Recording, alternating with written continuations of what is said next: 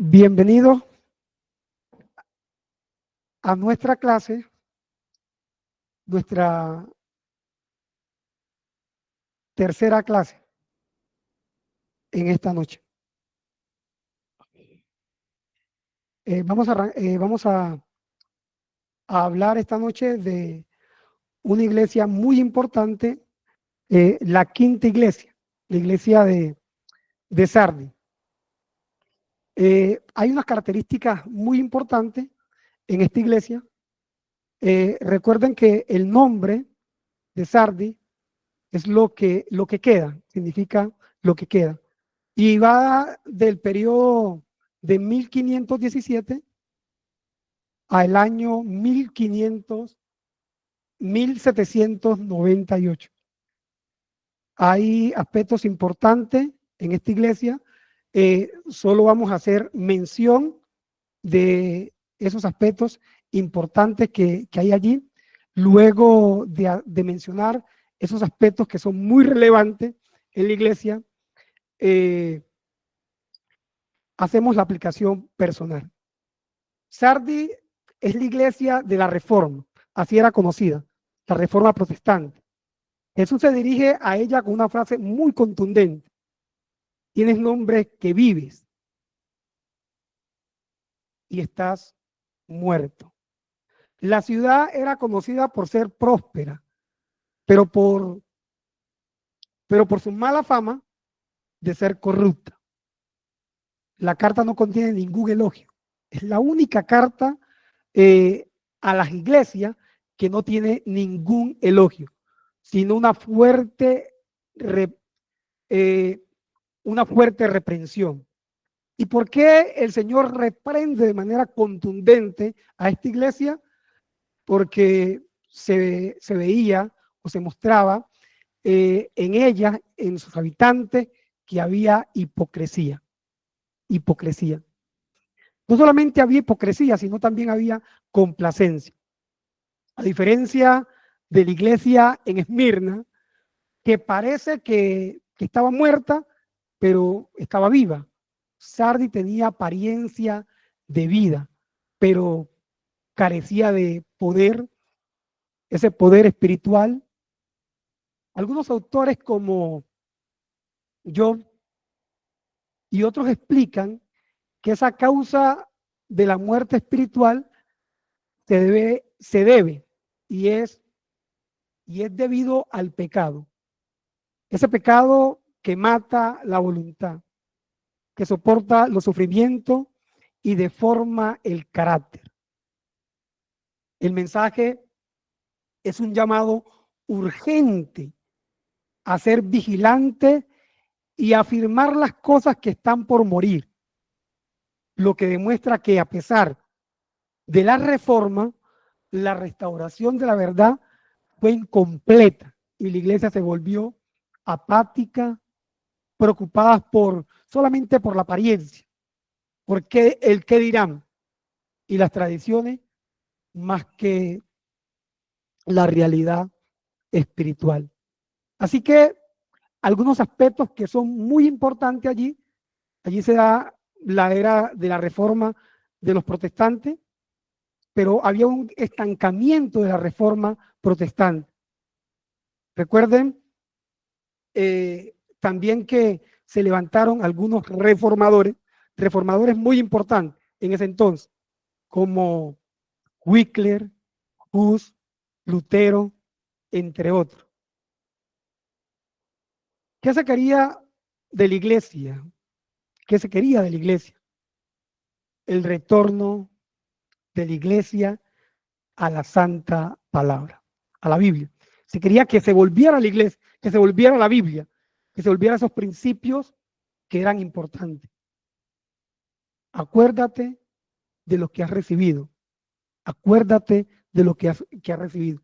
El Señor recuerda a esa iglesia. Guárdalo y arrepiéntete. Eran las palabras contundentes del Señor para la iglesia de Sardes. Este periodo fue un periodo bastante, diríamos, bastante preocupante, porque la vida, la vida de esa iglesia, la vida de esa iglesia era solamente apariencia. La carta a Sardi es un llamado a la autenticidad espiritual. Dios llama a la iglesia a que sea auténtica. Jesús le dice a esta iglesia, tienes nombre, recuerden, nombre que vives, nombre que vive. Esta iglesia representa la apariencia de la vitalidad, pero su realidad era la muerte espiritual. ¿Qué lección nos deja? ¿Qué lección podemos rescatar de ella?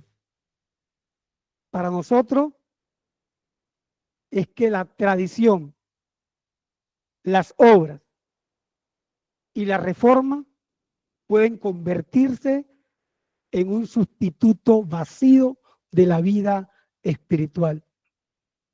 El mensaje es un diagnóstico severo que nos obliga a examinar nuestro corazón.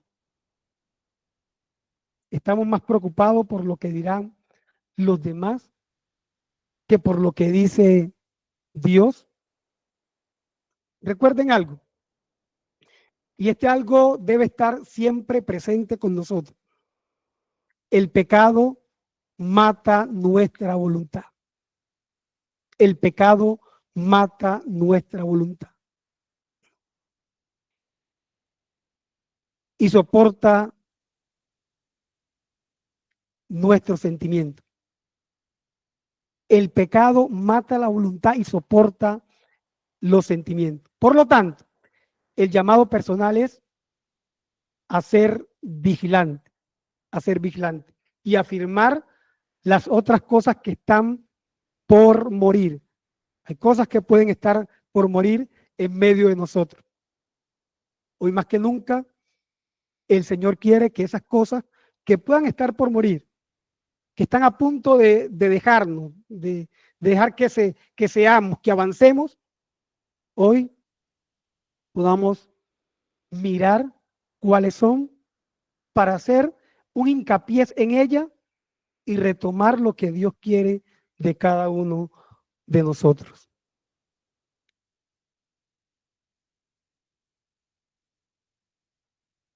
La iglesia que sigue es la iglesia de Filadelfia, Amor Fraternal, que va del periodo 1798 a 1844.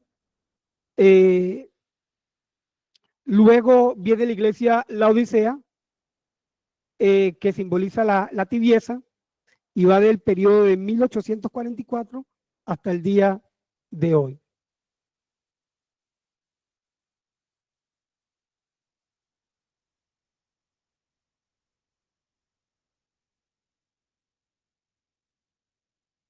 Recuerden que la iglesia de Sardi, es un ejemplo entre el pasado glorioso y el presente desdichado. Sardi representa el regreso del cristiano a sus fuentes originales. La reforma protestante llevó al pueblo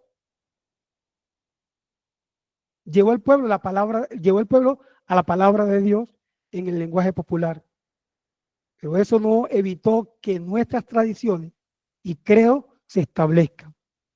Tanto el protestantismo como el catolicismo llegaron a ser instituciones poderosas. Y uno de los sacerdotes que ocasionó una matanza en ese entonces fue el señor San Bartolomé.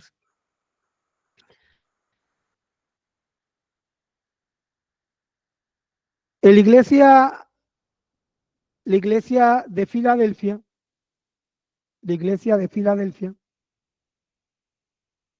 en la iglesia de Filadelfia hay varios aspectos que queremos rescatar en esta noche. El mensaje de la iglesia de Filadelfia es el más positivo de las siete cartas o las 7 iglesias, y no tiene ninguna crítica. La iglesia Decíamos que la iglesia de Sardi era la única iglesia a la cual se le había dado, a la única iglesia que no se le había dado ninguna clase de elogio. Pero a la iglesia de Filadelfia, el Señor, al igual que las otras, el Señor la elogió. Y el mensaje de la iglesia de Filadelfia es el más positivo, es el más positivo. No tiene ninguna crítica como tal. Y Jesús le elogia por haber guardado su palabra y no negar su nombre.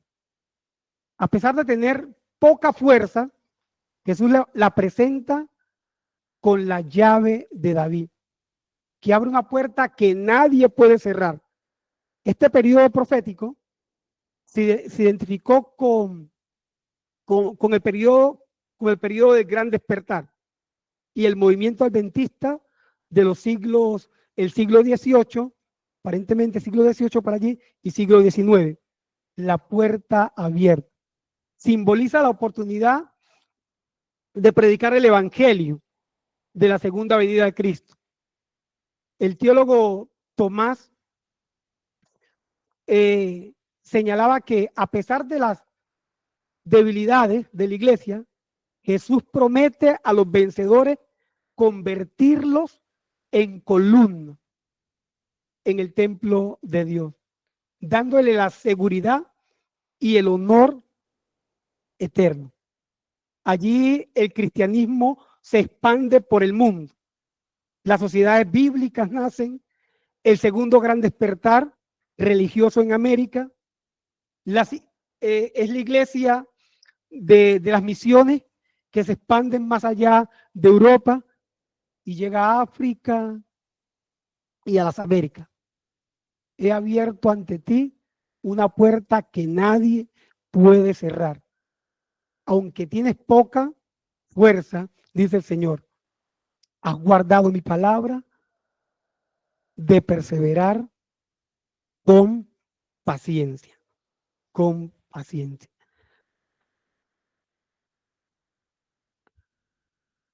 Y sigue diciendo el Señor a esta iglesia, a los fieles, el mensaje de estímulo para los creyentes fieles, que a pesar de la poca fuerza que puedan tener, se han dedicado a guardar la palabra de Jesús y no niegan su nombre. El Señor les promete una puerta abierta para el evangelismo y el servicio. La aplicación personal es que no necesita ser grande, no necesitas ser tú grande como individuo, como persona, o poderosa para ser usadas por Dios o usados por Dios. La perseverancia en la fe, incluso en la debilidad, nos hace pilares en el templo de nuestro Dios, en el templo del gran Dios.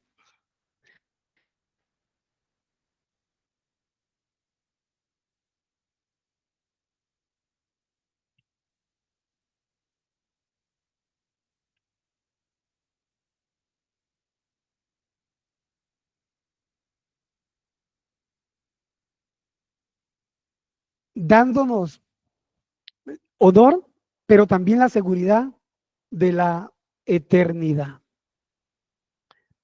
La iglesia de Filadelfia, una ciudad llena de cicatrices por su pasado de terremoto, y una gran planicie volcánica llamada Tierra Quemada. Filadelfia significa amor fraternal.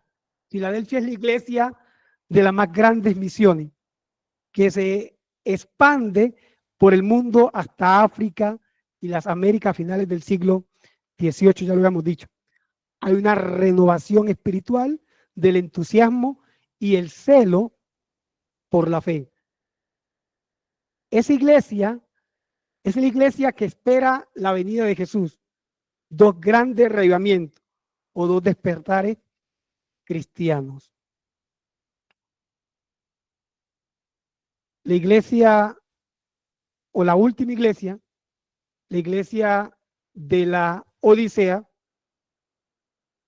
la iglesia de la Odisea, es conocida como la tibieza, es conocida como la iglesia tibia o tibieza.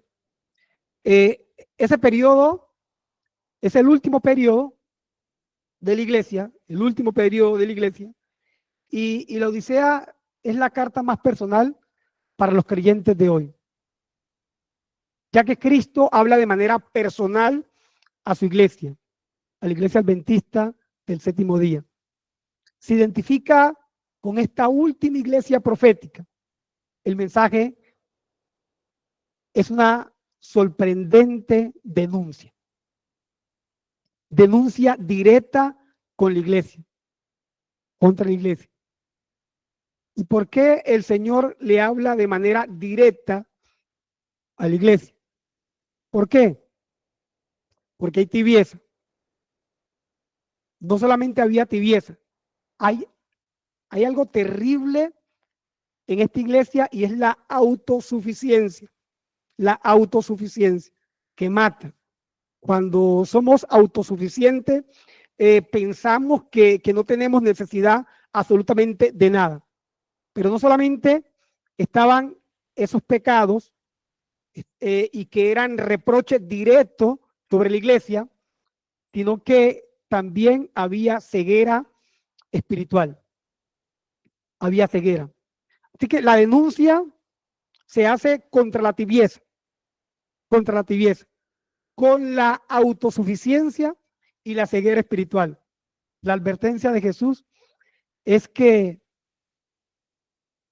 una actitud de autosuficiencia y de fe tibia son peligrosas, son bastante peligrosas y constantes en la vida espiritual. No deja que la iglesia, que la vida espiritual pueda crecer. No hay prosperidad. El Señor nos exhorta de manera personal a comprar de Él, a comprar de Él. ¿Y qué nos manda a comprar? Nos dice, hay que comprar de Él oro, oro refinado. Está diciendo la fe verdadera. Nos está invitando a vestirnos de ese vestido blanco que simboliza la justicia de Cristo. Y el colirio, que es la unción del Espíritu Santo. El llamado es a un arrepentimiento celoso, a un arrepentimiento celoso y a permitir que Jesús pueda obrar de manera especial en nuestras vidas. Y si Él lo hace, Él va a cenar con nosotros. Los que simbolizan un regreso a la intimidad con Él, volver a encontrarnos con el Rey de Reyes y Señor de Señores. La promesa al vencedor. Y una promesa muy especial, muy importante, que se da allí en este libro. Al vencedor se sentará con Jesús en su trono. Si nosotros vencemos, nos vamos a sentar con el Señor en su trono. Es la invitación más grande a la intimidad y a la victoria. El Señor nos invita a poder salir victorioso. Y para salir victorioso, para poder vencer, debemos una vez más encontrarnos con Él, acercarnos a Él y permitir que Él pueda hablar a nuestros corazones, hablar a nuestros corazones de manera particular. Entonces, algunas características que ustedes miran allí en la diapositiva, una de ellas tiene que ver con buscar, encontrarnos con la verdad, buscar la verdadera salvación, y esa verdadera salvación la encontramos en el Señor Jesucristo. Y lo encontramos cuando depositamos nuestra confianza, nuestra fe enteramente en Él. Cuando nos depositamos todo a Él, depositamos todo a Él, Él va a obrar de manera especial en tu vida y en mi vida. La iglesia de la Odisea. El Señor recalca, yo conozco tus obras. No eres frío ni caliente. Importante saber que el Dios del cielo conoce nuestro andar, nuestro caminar, conoce nuestras obras, conoce lo que hacemos y lo que dejamos de hacer. Si Él conoce muy bien nuestras obras, lo que hacemos y lo que dejamos de hacer, debemos mirar cómo andamos, cómo andamos. Porque la iglesia tiene un gran defecto, y ese gran defecto que tiene la iglesia es que dice, yo soy rico, yo soy rico. Y cuando nos creemos ricos, cuando pensamos que todo lo tenemos, bueno, no hay necesidad de yo buscar absolutamente nada, no hay necesidad de yo acudir a nadie porque yo creo, yo pienso y yo digo, bueno, es que yo lo tengo todo.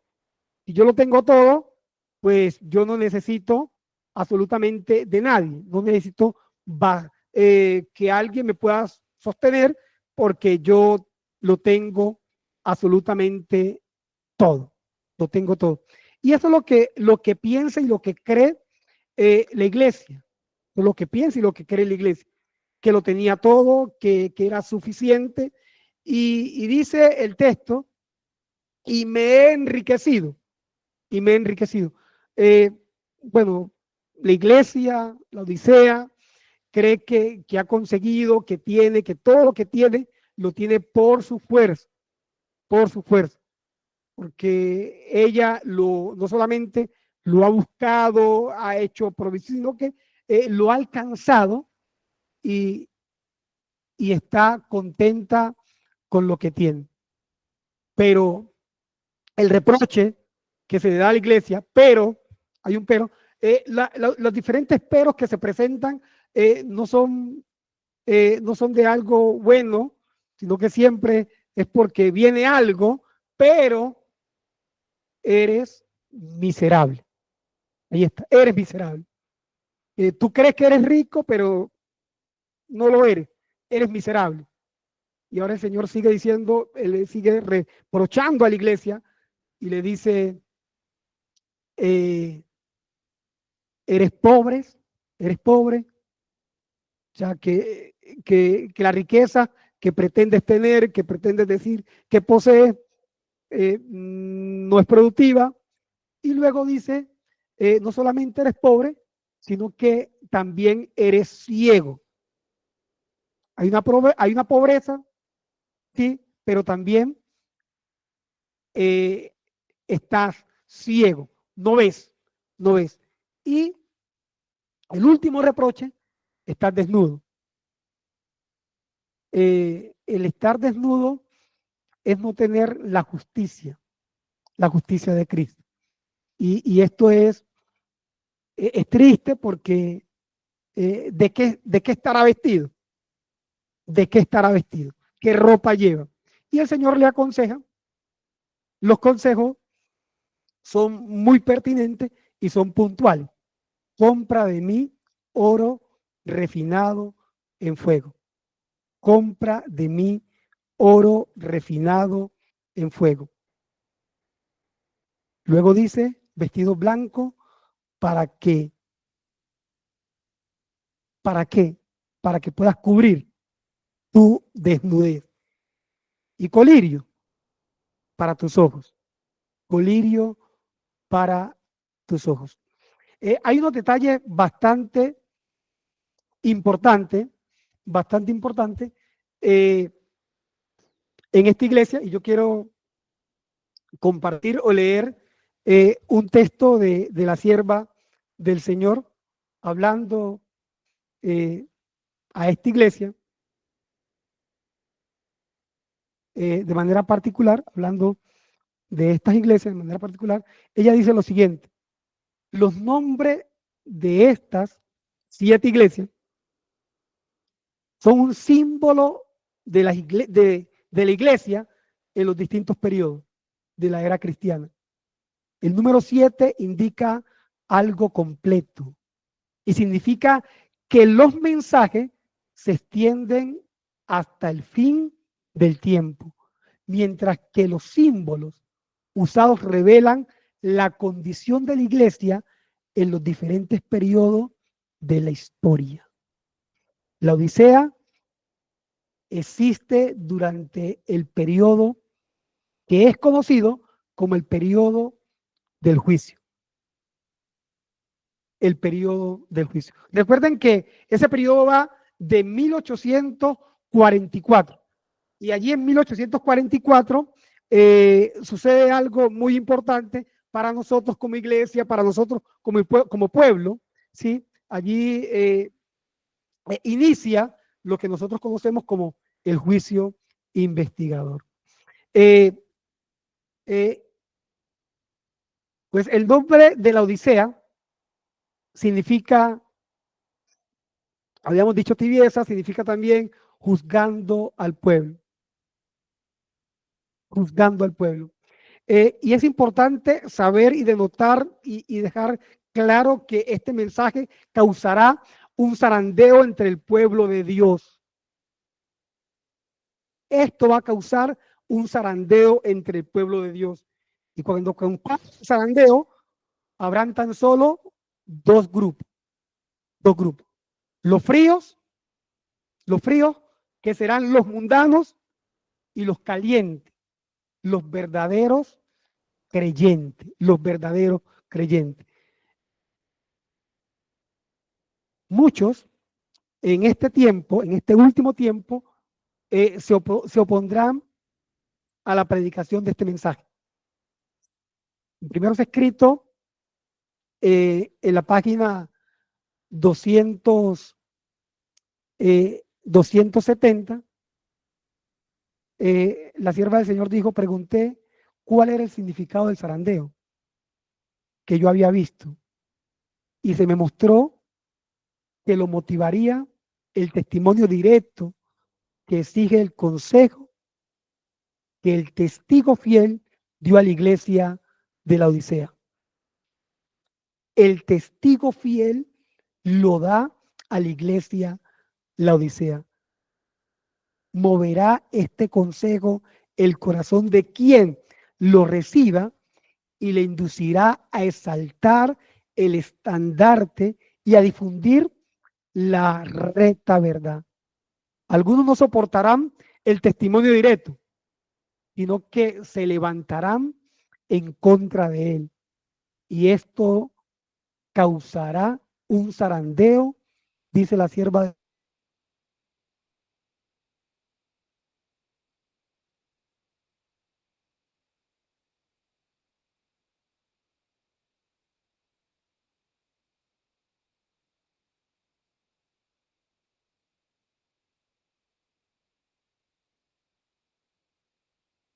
Chasco.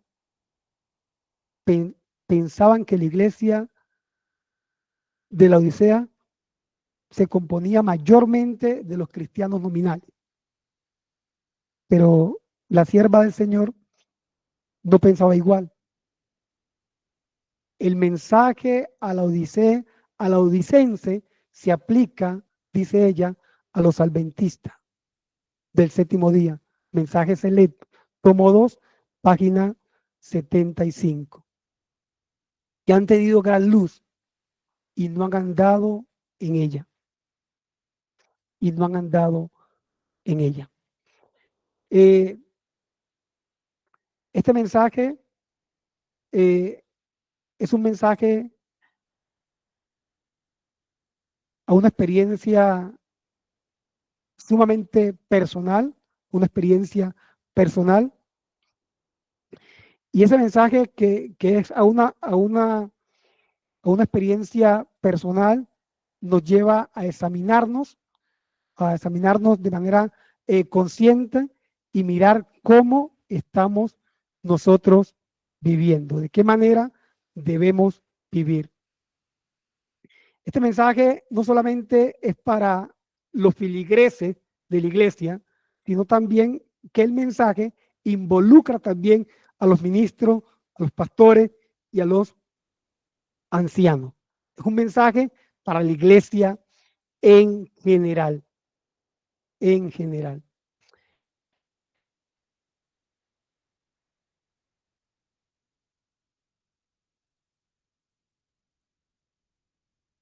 Quiero eh, hacer énfasis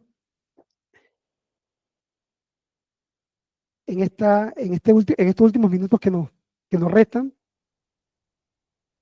eh, a, o recordar una parábola que el Señor Jesús anunció en un momento de la historia. Eh, ¿Por qué? Porque la iglesia de la Odisea es la iglesia que se ve bien por fuera. La iglesia se ve aparentemente bien por fuera. Eh, y me recuerda la historia de la higuera estéril. Tenía hojas y tenía hojas abundantes, pero lo grave de esta higuera es que la higuera era estéril, no tenía frutos, no poseía frutos. La iglesia de la Odisea se ve frondosa también, se ve hermosa por fuera, pero no lleva fruto. La Biblia dice bueno, que era pobre y al mismo tiempo era ciega. Tenía un rico patrimonio denominacional. Los fundadores fueron hombres grandes que llevaron este mensaje. Ahí tenemos a William Miller, a José Bates, a Jaime White, a Elena y cantidad. Estos pioneros, uno podría decir, bueno, eran ricos, ¿sí? Tenían unos elevados principios de la salud, grandes instituciones en este mundo, tenían escuelas, colegios, como tal. Uno podría decir, bueno, se ve bueno. Allí encontramos las 28, hoy las 28 creencias fundamentales de la iglesia.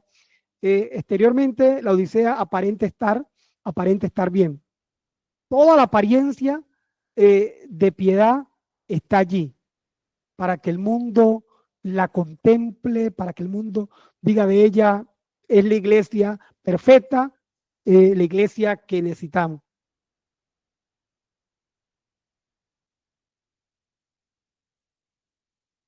Y esa iglesia se ve como una iglesia funcional, con una maquinaria bien aceitada, eh, pero se ve por fuera, todo está bien, pero por fuera. Pero cuando examinamos la iglesia por dentro, encontramos grandes, grandes falencias. Pero a pesar de que el problema de la Odisea no es externo, sino es un problema interno, el problema primordial no es con la conducta, no es la conducta del ser humano, es el corazón, es el corazón. Eh, pero lo importante y lo relevante de este mensaje, de este último mensaje, es que hay esperanza para la iglesia hoy. Hay esperanza para esa iglesia. Hay esperanza si tan solo le hacen caso al mensaje dado por Dios. Si no le hacen caso a ese mensaje, pues no alcanzará lo que Dios espera de ella. ¿Cómo miramos la iglesia? La iglesia de este último tiempo, la iglesia de la Odisea, representa la iglesia del tiempo del fin, una iglesia que goza de abundancia en el conocimiento bíblico, hay espíritu de profecía, tenemos toda la información y todo lo que necesitamos a un clic, en la mano, en la mano. La iglesia tiene el espíritu de profecía, lo tiene impreso, lo tiene digital, tiene todo lo que necesita para este tiempo. Conocimiento está. Dios no ha dejado de trabajar en su iglesia. Dios no ha dejado de trabajar en su iglesia. Tiene la visión mundial, conoce los eventos finales, sabe en qué tiempo está viviendo. Sin embargo, esta iglesia está sumida en la tibieza espiritual.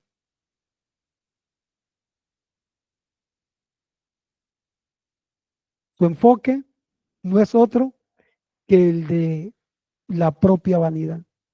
Se siente rica sin necesidad de nada, pero Dios le afirma, Dios le dice que está desnuda y ciega. Necesita comprar, necesita comprar. Esta es la última iglesia, esa es su condición, es como el Señor la está mirando, pero el Señor, como les había dicho, el Señor tiene un mensaje de esperanza. La iglesia, la Odisea, esta iglesia, tiene el mismo problema, la misma enfermedad que tenían los fariseos de la época de Cristo.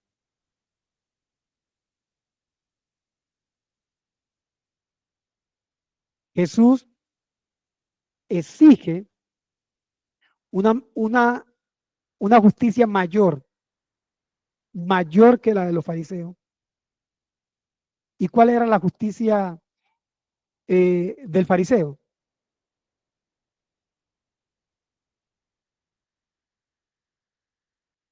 Los fariseos tenían justicia externa que no fluía del corazón. Jesús insta a la iglesia a tener una justicia interna que se manifieste en en la vida práctica, en la vida práctica. Es lo que el Señor exige y pide de cada uno de nosotros.